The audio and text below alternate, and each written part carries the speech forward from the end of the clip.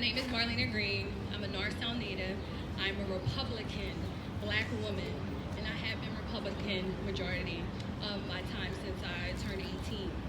Montgomery County has been known my entire life for being a racist county. Elected officials wouldn't publicly display racism, so residents didn't have a leg to stand on to fight these issues until Joe Gell released a statement on County Letter. His words that stood out to me most were urban domestic terror, radical left-wing hate groups like Black Lives Matter. The group screams racism, pushing the bogus narrative of systematic police brutality. Urban means relating to or characteristics of a town or city. For example, the urban population, which we all know that means the black community. So when I broke the statement down, what the statement meant to me was that the black community is a domestic terror group. Hate groups. The meaning of a hate group is a social group that advocates and practices hatred, hostility, or violence towards members of race, ethnicity, nation, religion, gender, and gender identity. The current example of hate groups are white nationalists. They are skinheads. They are the Iron Cross. They are white people, not Black Lives Matter. Black Lives Matter is not listed as a current hate group, but the groups I mentioned all have one thing in common. They are white. Racism is a discrimination against people based on their racial and ethnic group, which clearly the black community is not racist, because if we were, we would feel inferior and superior to all races, which we don't. He also used the word bogus. Bogus means fake. Something that Donald Trump likes to say all the time, fake news. So my question to Joe Gell, was Trayvon's murder fake? Was George Floyd's murder fake? Was Eric Garner's murder fake? We are still trying to figure out why Breonna Taylor is not home with her family. But I guess that was fake too, Joe Gell.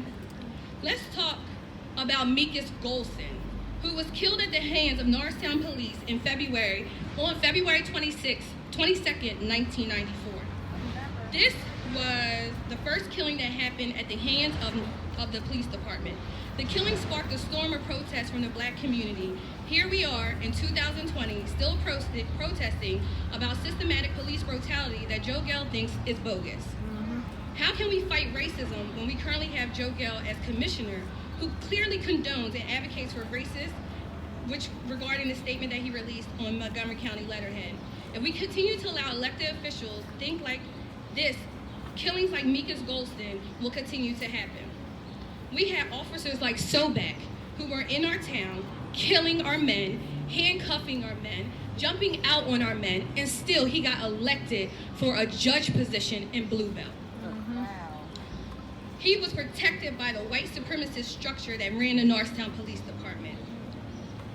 I do want to acknowledge the work that Chief Talbot has put in to recognize the issues in the police department. I ask that all Montgomery County Police Departments, elected officials, and Monco Pennsylvania leaders take a look at Talbot's plan to ensure that racism comes to an end, because that was one of the things that he did in the police department recently. I speak about this because Joe Gell has not did any research on the black community, or he states is an urban domestic terror group. When does it stop? When do we start ensuring that we don't have elected officials in seats that are racist? When do we make sure that all elected officials represent all communities, not just the ones they live in? Majority of our elected officials do not live in the urban communities. When I sit back and think of Joe Gell's comment, it also makes me think about how many other elected officials do we currently have that think like him. It is our duty that we start getting elected officials like Joe Gell out of Montgomery County and out of our elected seats. We need black people, we need Asian people, we need Latino people in those seats. At a young age, they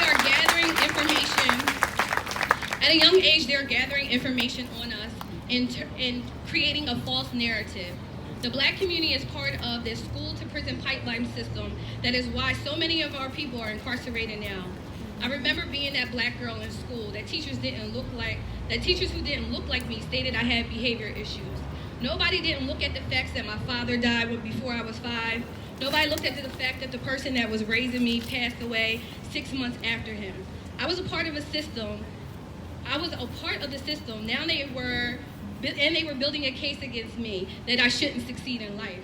I had teachers like Lana Womack, Miss Monty, Mr. Scott, who would go the extra mile to make sure I succeed when everyone else was building the case against me.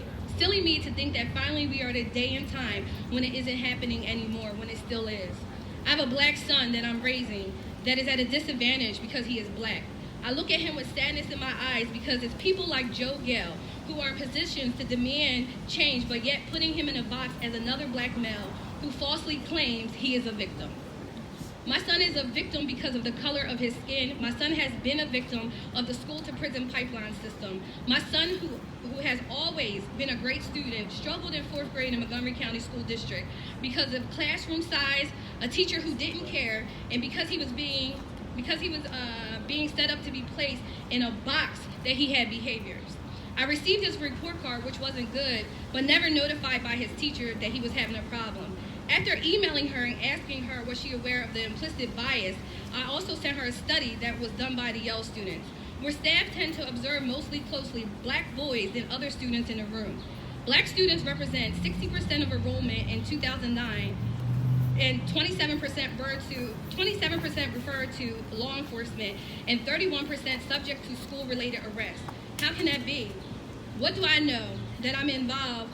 What do I know that I'm an involved black mother who demands the best for her son? This is what is happening in the urban communities. Our children are struggling from the beginning because the right training and leadership is not in place. Black people will continue to be equally victimized by racism and oppression if we don't start demanding change. We will need a swift change in leadership in order to create a systematic change needed in our current government system. So I'm challenging our senators who we elected in office to stand with the people and remove Joe Gale from office. I'm challenging the government to give the urban communities the same school funding they give the rich communities so we don't have 60% of black females in the juvenile justice system, or the 53 black males that are currently in the juvenile justice system.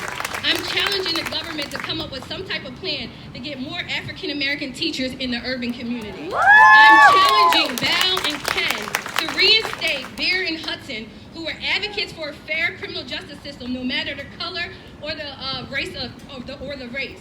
I'm challenging men and women who were elected to Montgomery County, who were elected by Montgomery County citizens, for people like George Floyd, for Damar Coleman, who was my cousin who was shot in his back by Norristown police and it was brushed under the rug.